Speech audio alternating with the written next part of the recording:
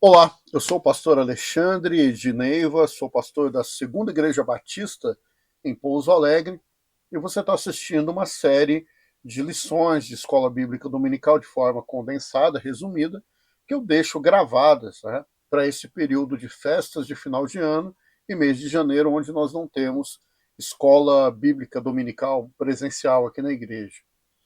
Nós seguimos uma revista, que é a revista Bases Bíblicas, da editora da Convenção Batista Mineira, que, aliás, eu recomendo, excelente. Tá? Se você tiver a oportunidade, adquira e eu tenho certeza que vai ser um ótimo investimento para você. Hoje o tema é a santidade na igreja. E eu preciso te dizer de antemão que eu não estou falando aqui de santidade no sentido de ausência total de pecado. Então, quando eu digo que Deus é santo, eu estou dizendo que nele não há nenhum tipo de pecado ou contaminação. Não é nesse sentido. É no sentido de estilo de vida, de modo de vida, da forma como nós nos relacionamos com Deus e as verdades de Deus na nossa vida. Tá bem? Então, precisamos afirmar isso, né, que a santidade na igreja tem a ver com a separação. Então, somos santos no sentido de separados da forma como o mundo, de um modo geral, vive.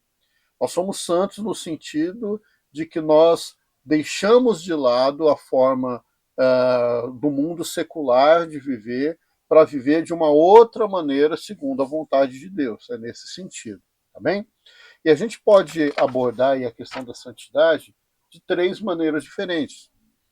A primeira é no sentido de que a santidade é o padrão aceitável e desejável numa igreja considerada saudável. Tá? Eu tenho uma frase que eu repito muito aqui na igreja, quando eu digo que uma igreja saudável naturalmente cresce. Né? Então, quando um organismo é vivo e saudável, ele cresce, ele multiplica. Né? E a igreja é a mesma coisa. E a santidade tem a ver com uma das características de uma igreja saudável. Né? A igreja que se preocupa em viver de acordo com os padrões de Deus e não os padrões deste mundo. Tá? Eu queria ler um texto bíblico com vocês, que é esse texto aqui de Pedro, né? Eu estou lendo aqui de 1 Pedro, capítulo 1, vou ler a partir do versículo 13, tá? Portanto, estejam com a mente preparada, prontos para agir, sejam alertas e coloquem toda a esperança na graça que lhes foi dada, que lhes será dada quando Cristo for revelado. Versículo 14, como filhos obedientes, não se deixem amoldar pelos maus desejos de outrora, quando viviam na ignorância, mas assim como é santo aquele que os chamou, sejam santos vocês também em tudo o que o fizerem. Pois está escrito: sejam santos, porque eu sou santo. Então, aqui Pedro ele ressalta isso, né, um chamado a você viver de uma forma diferente de como você vivia antes, tá? Então, a santidade na igreja tem a ver com esse desejo de estar alerta para o padrão de Deus para a vida do cristão. Tem uma segunda coisa que a gente poderia falar sobre a santidade, que é justamente a questão do processo da santificação. Né? Porque a salvação ela acontece como um ato divino na vida do ser humano. Mas a santificação não, ela é um processo que ela vai começar e ela vai se desenvolver até que Cristo seja nos chame para a glória ou venha buscar toda a sua igreja. Né? Então, nesse sentido, né, nós podemos dizer que o processo de santificação ele começa no momento da salvação e ele vai acompanhar o cristão durante toda a sua jornada. E nesse processo, né, ele acontece de algumas maneiras. A primeira é a chamada santificação posicional, ou seja, ou você está aqui ou você está lá. Então é o início de tudo. Então antes eu vivia segundo os padrões do mundo. Antes eu vivia segundo as concupiscências da carne. Antes eu vivia de acordo com as minhas próprias vontades. Então eu vivia de um lado. E quando eu sou salvo, o processo de santificação me tira de uma posição e me coloca numa outra posição. Ou seja, agora eu sou salvo, purificado, santificado, e sou chamado a viver uma vida dessa maneira. Tá? A primeira situação. A segunda desse processo todo tem a ver com a questão progressiva mesmo. Né? Aquele que aceita a Cristo como Salvador hoje, não significa que amanhã ele vai ter uma vida de busca de santificação, de identificação total com Deus de imediato. Não é assim que funciona. A coisa começa crescente e contínua na vida daquele que aceita Cristo como Salvador. Tá? Isso vai acontecendo na mente, Romanos 12, versículo 2. A mente da pessoa começa a ser transformada e santificada. Os sentimentos, né? Então, todos aqueles sentimentos que eram arrastados pelo pecado, eles começam a ser mudados e transformados, segundo Gálatas 5:24. Também existe uma mudança de atitude prática e de hábitos que começam a ser deixados. Paulo fala disso lá em Efésios 4, de 25 em diante. Então, hábitos que nós carregávamos que vão sendo deixados de lado. Mas isso também é gradual. Não se espera que uma pessoa tenha uma vida totalmente aderente à vontade de Deus de um dia para a noite. A outra possibilidade, que é importante nesse processo todo, é a questão da santificação futura. Aí é no sentido de que um dia nós seremos totalmente justificados e totalmente santificados, que é quando Cristo voltar para arrebatar a tua igreja, ou quando nós passarmos pela morte e tivermos um encontro com Cristo. Nesse momento, o nosso processo de santificação ele se torna pleno e completo. Mas até lá nós estamos num processo, até uma palavra pastoral que eu deixo aqui.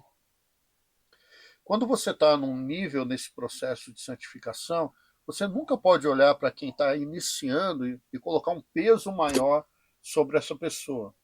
Cada um está num momento diferente no processo. Né?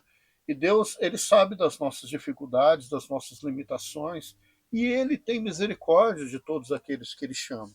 Então, não somos nós que devemos servir de pedra de tropeço para aqueles que querem caminhar com Cristo.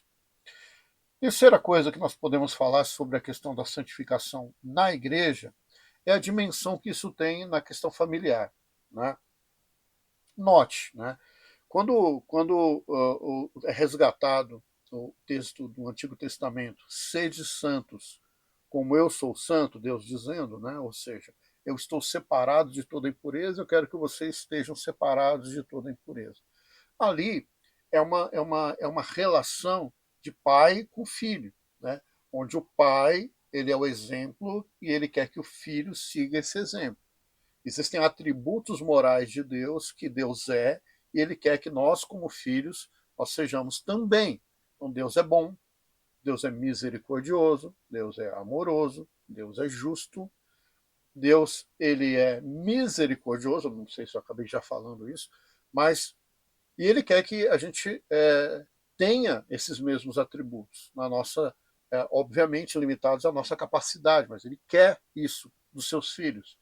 E essa mesma dimensão ela recai sobre a família. Então lembra do ditado, né? Faça o que eu falo, mas não faça o que eu faço. Isso não existe. O filho ele vai imitar muito mais as ações do pai do que as palavras, vai obedecer às palavras do pai.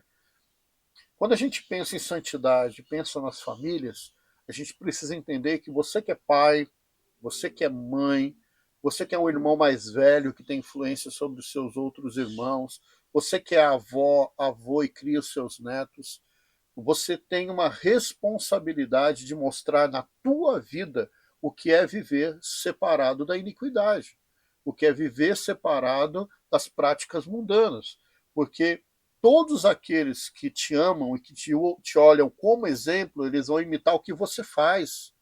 Então, nesse sentido, a santidade ela tem uma dimensão na família. Eu digo, né, que uma igreja forte é formada de famílias fortes. Uma igreja, então, por analogia, uma igreja santificada é formada de famílias santificadas. Né? É uma incoerência o pai virar e falar assim: ah, eu estou indo ali no boteco encher a cara, mas vocês não façam isso porque isso não é bom. A gente sabe que não é assim que funciona. Você está dando um péssimo exemplo, né? Isso vai acabar criando maus hábitos na vida dos filhos, tá? Então vamos a algumas palavras finais aí. Nós, através da santidade, nós saberemos o que Deus quer e o que Deus não quer. Então, quando nós buscamos uma vida de santidade, a gente busca cumprir a vontade de Deus. Isso é didático. Então, à medida que a gente vive em santidade, a gente está ensinando a nós mesmos e àqueles que nos cercam qual é a vontade de Deus. Outra, através dessa santidade nós seremos confrontados dos nossos pecados. Então, quando eu entendo qual é o padrão de santidade de Deus e eu comparo com a minha vida, eu sou confrontado para abandonar os meus pecados. Isso é excepcional na vida de um cristão. Outra, através dessa vida de santidade na igreja, nós seremos inseridos dentro dos valores do reino de Deus, né?